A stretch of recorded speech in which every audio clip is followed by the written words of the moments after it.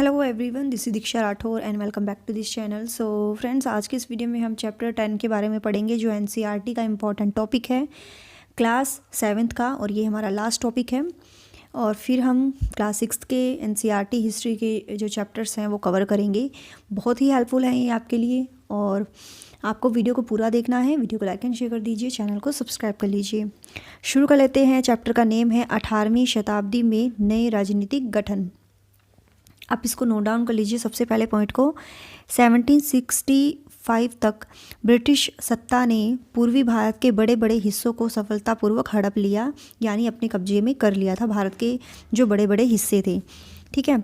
1707 में औरंगजेब की मृत्यु हुई थी। औरंगजेब की मृत्यु कब हुई थी? 1707 में, और ये शाहजहाँ का पुत्र था। 1761 में पानीपत की तीसरी लड़ाई लड़ी। पहली हुई थी 1526 में, है ना, 21 अप्रैल 1526 में, और दूसरा युद्ध था 1556 में, ये लड़ा गया, और तीसरी 1761 में। अगला पॉइंट है, नादिर शाह ने 1739 में दिल्ली पर आक्रमण किया और नगर को लूटकर बड़ी भारी मात्रा में धन दौलत ले गया। और इसके बाद अफ़गान शासक अहमद शाह अब्दाली के आक्रमणों का तांता लगा रहा, यानी वो जो है कंटिन्यू अटैक करता रहा। और उसने तो 1748 से 1761 के बीच 5 बार उत्तरी भारत पर आक्रमण किया। किसने किया? ये अफ़गानी शासक था अहमद शाह अब्दाली, और लूटपाट मचाई। मुग़लों में जिन राज्यों का उद्भव हुआ उनके संस्थापक शहादत खान ये अवध के थे, मुर्शिद अली खान बंगाल, आशफ जहाँ हैदराबाद ऐसे व्यक्ति थे जिनका मुग़ल दरबार में ऊंचा स्थान था। ठीक है, किनका ऊंचा स्थान था? मुग़ल दरबार में इनका। शहादत खान, मुर्शिद अली खान, आशफ जहाँ ये ऐसे व्यक्ति थे जिनका मुग़ल दरबार में ऊंचा स्थान था। इन दोनों को 7-7 हज़ार का दर्जा मिला हुआ था, जबकि शहादत खान की जात का दर्जा जो है 6,000 था। ये अपने अपने ओहदे का जो है इनका अलग अलग प्राइस है ना। जैसे हम पोस्ट वाइज सभी की पे स्केल जो है अलग होता है ना, इस तरीके से इन सब का 7-7 हज़ार का दर्जा था, जबकि जो शहादत खान थे इनकी जात का दर्जा जो था वो 6,000 था। आशफ जहाँ फरखुशियर के दरबार का एक शक्तिशाली सदस्य था। पहले अवध की सूबेदारी सौंपी और बाद में दक्कन का कार्यभार सौंपा। बुरहान उल मुल्क सादत खान को 1722 में अवध का सूबेदार नियुक्त किया गया था। कब किया गया था? 1722 में। आगे बढ़ते हैं। अवध गंगा नदी के उपजाऊ मैदान में फैला हुआ था। अवध और उत्तरी भारत तथा बंगाल के बीच व्यापार का मुख्य मार्ग जो है उसी से होकर गुजरता था।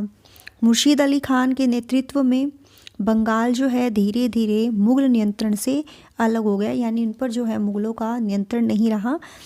जोधपुर के राजा अजीत सिंह को गुजरात की सूबेदारी, अंबर के सवाई राजा जयसिंह को मालवा की सूबेदारी मिल गई।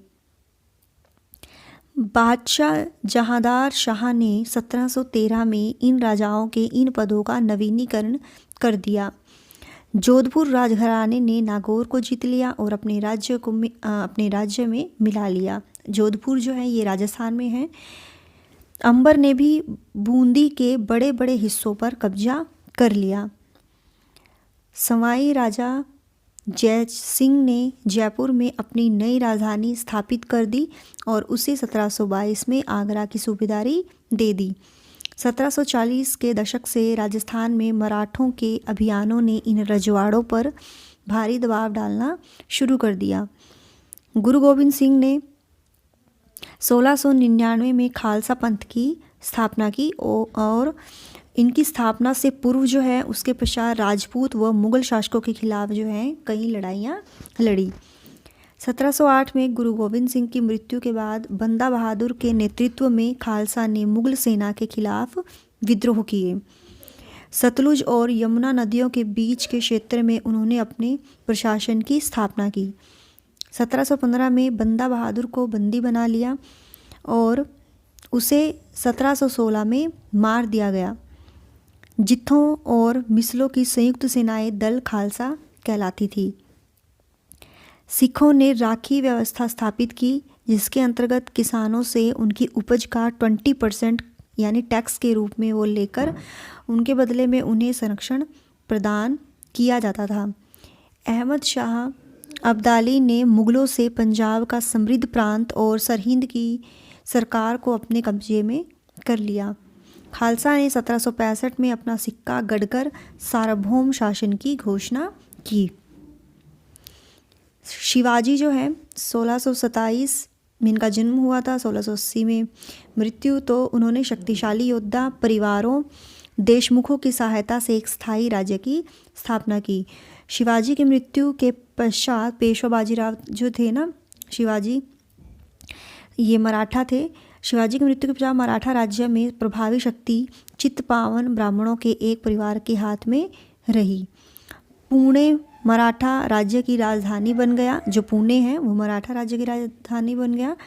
1720 से 1761 के बीच मराठा साम्राज्य का काफ़ी विस्तार हुआ।